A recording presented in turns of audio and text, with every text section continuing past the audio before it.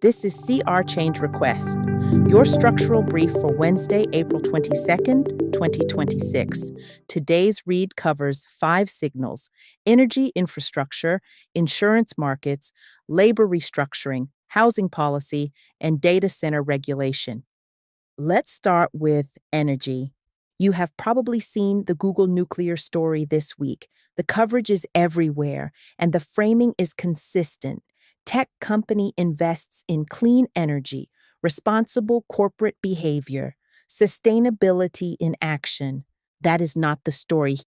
Here is what you are actually watching. Google is securing a constrained input before the constraint becomes visible to everyone else. Energy right now is not a sustainability strategy, it is a competitive moat. And the companies that understand this are not waiting for the grid to catch up with them. They are buying their way around it entirely. Think about what that means structurally. Artificial intelligence has crossed a threshold.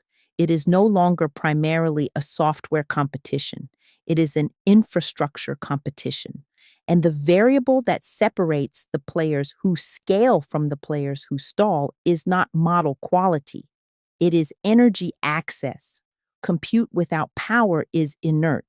The companies that control their own power supply are the ones setting the ceiling for what can be built. If you have been watching this space, you already know this pattern. Every major infrastructure era produces a moment when the dominant players stop competing inside the system and start acquiring the inputs that run it. Oil companies controlled supply before they controlled retail. Rail controlled distribution before it controlled commerce. The move is always the same: identify the constrained input, secure it upstream, let the market price itself around your position. What is different this time is the speed. The energy acquisition race in AI is happening in years, not decades. Private agreements are replacing grid dependency. Geographic concentration is replacing distributed access. And the barrier to entry is no longer talent or capital, it is kilowatts. So, what should you be watching for? Private energy agreements that remove large scale AI operators from public utility dependency entirely. Geographic concentration of frontier AI infrastructure in regions with stable, abundant, or controllable power. A sharp increase in the capital barrier to building at scale. And smaller entrants getting priced out, not by compute cost, but by energy cost. The AI race is becoming an energy race. The model is the product. The power plant is the advantage. Let's move to insurance. If you live in California or you operate in that market, you have been watching this unfold for a while now. The coverage frames it as financial pressure. Insurers pulling back because claims are rising, climate losses accelerating, companies protecting their balance sheets. That framing is accurate as far as it goes, but it does not go far enough. Here is what you need to understand about insurance markets: they do not react to current conditions, they price future risk. When a major carrier restricts new coverage in a specific geography, it is not responding to what already happened. It is responding to what its models say is going to happen. The pullback is a forward signal dressed as a financial decision. And now follow the chain. When coverage disappears, mortgages become harder to secure. When mortgages become harder to secure, transactions slow. When transactions slow, prices reprice. Insurance is not following the housing market in California, it is leading it. This is a pattern with a long precedent. And if you work in capital allocation or real estate, you recognize it immediately. Insurance markets historically move ahead of visible asset repricing. They are among the most data intensive pricing mechanisms that exist anywhere in the economy.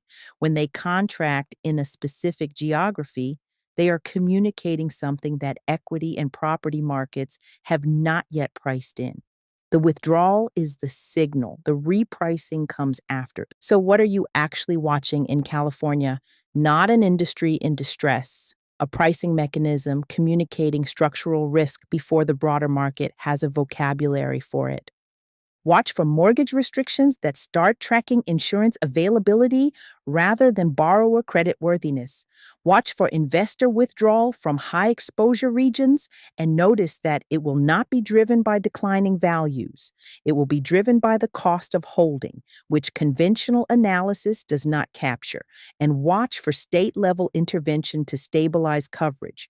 When government steps in to underwrite what private markets will not, understand what you are seeing. That is not support. That is the state absorbing risk the market has already rejected. Insurance signals risk before markets reflect it. By the time the broader conversation catches up, the informed allocation has already moved. Let's turn to labor. The surface read on Meta's continued workforce restructuring is an efficiency story. Strong earnings, leaner teams, operational discipline. The press frames it as a profitable company doing what profitable companies do, optimizing the structure to match the strategy. The structural read is different. What you are actually watching at Meta is not cost management. It is the operating model of a post automation economy running live inside a major institution in real time. Sit with that for a moment. Profitability and employment are decoupling, and this is not a temporary phenomenon tied to a specific cycle or a specific company. It is a structural shift in how large, high margin organizations create and distribute economic value. Headcount is no longer a proxy for scale. Automation and AI integration are severing the relationship between revenue growth and workforce growth that defined the prior 20 years of the technology industry. If you have been in any of these rooms, you already know the old assumption. Growth required people. More products required more engineers. More revenue required more support. More scale required more management. That assumption built entire labor market ecosystems around the technology industry's hiring velocity. What we are watching now is not a correction inside that model, it is a replacement of it. Organizations are discovering something that changes everything. The ceiling on what a lean AI augmented team can produce is dramatically higher than what a large, traditionally structured team produced at equivalent cost. Efficiency is replacing expansion as the organizational growth model. So, what should you be watching for? Continued workforce contraction in high margin sectors, even as earnings strengthen. Restructuring of middle management layers, which absorbed significant headcount in the prior expansion cycle and which offer limited differentiated value in an AI augmented environment, and the normalization of lean organizational models across industries that are adjacent to technology but have not yet restructured. Financial services, professional services, large institutional operations, that wave is coming next. Growth no longer requires more people. The organizations that internalize that structurally, rather than treating it as a temporary efficiency measure, will operate at a different cost basis than the ones that do not. Let's shift to housing. New York's housing measures are being read as tenant protection policy, government intervening to stabilize a market that has priced working people out. The political framing is affordability, equity, access. And those are real concerns, those are real motivations. But that is not the structural read. Here is what is actually happening in New York. Housing is transitioning from a market driven pricing environment to a policy influenced access environment. And you need to understand that those are not the same thing. In a market driven environment, capital responds to price signals and allocates toward highest return. In a policy influenced environment, the return calculation changes entirely. because the price ceiling is no longer set by the market. It is set by a negotiation between political pressure and capital behavior. If you have studied rent regulation historically, you know this pattern. It is consistent across cities and decades. These measures emerge during periods of structural imbalance between supply and demand. They address the symptom, which is unaffordable price, rather than the cause, which is constrained supply. And they produce a predictable set of secondary effects. Capital moves to less regulated markets. Development slows in constrained regions. The existing stock of housing becomes more valuable for owners and less accessible for new entrants. The affordability intervention tightens the very constraint it was designed to relieve.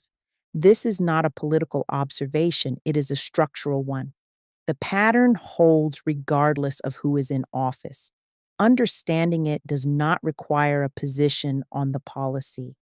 It requires reading what capital does when price is regulated. So, what should you be watching for? Capital reallocation from high regulation markets to adjacent or less constrained geographies. A reduction in new development pipelines where regulatory risk has increased because the return calculus no longer justifies the cost of construction. Increased compliance complexity for existing investors and operators, and long term, a tightening of supply in the exact markets where policy is trying to expand access. When policy shapes price, capital reshapes its path. The affordability conversation happens in the press. The capital decision happens in advance of it. And finally, infrastructure. States moving to restrict data center expansion are being covered as an environmental story, or an energy story, or a community story about industrial impact. All of those framings are partially correct. The structural read is that data centers are being reclassified. Think about what that reclassification means. What was treated as private commercial development is now being treated as strategic infrastructure. And the consequences of that shift extend well beyond any single legislative session in any single state. When infrastructure is treated as strategic, its expansion becomes a negotiation rather than a permitting process. Control shifts from private operators seeking access to public authorities determining allocation. The rules of the game change. If you know American infrastructure history, you have seen this arc before. Every major expansion in the country has followed the same pattern: rail, electrical grids, telecommunications, broadband. Each wave moved through a period of open private expansion followed by a period of local and then federal regulatory response. Local governments move first. They have to. They absorb the immediate cost of the infrastructure, the energy load, the water consumption, the land use, before they see any proportional benefit. So understand what you are watching right now. This is not the end of the data center expansion. This is the beginning of its regulatory phase. That phase will be fragmented, it will be inconsistent, it will be expensive, and it will be unavoidable. Watch for a fragmented state level regulatory environment that increases the cost and timeline of scaling AI infrastructure. Watch for delays in large deployment plans as permitting becomes contested in markets that were previously straightforward. Watch for the emergence of preferred geographies where regulatory conditions, energy availability, and political alignment create favorable corridors for infrastructure investment. And watch for capital concentration inside those corridors, because that is where the advantage is going to compound. Infrastructure scale is always negotiated locally before it is realized nationally. The companies that understand the regulatory terrain as a strategic variable rather than a compliance burden will move faster and cheaper than the ones that do not. So let's bring this together. 5 signals and one underlying shift. Energy, insurance, labor, housing, and infrastructure are all being repriced at the same time. Different sectors, same pressure. The surface reads are scattered. The structural read is coherent. What is being renegotiated right now is the architecture of access. Who controls the inputs that run the economy? Who sets the price of shelter, power, and labor? Who determines where infrastructure can be built and at what scale? These are not separate policy conversations. They are the same conversation running across 5 different domains simultaneously. If you operate inside any of these systems, you already feel it. The work now is to read the pattern clearly enough to move before the market does. Today's instruction: track the allocation, not the announcement. And that is the brief for today. It was good to be in the room with you. Until next time, this has been CR Change Request. Bye for now.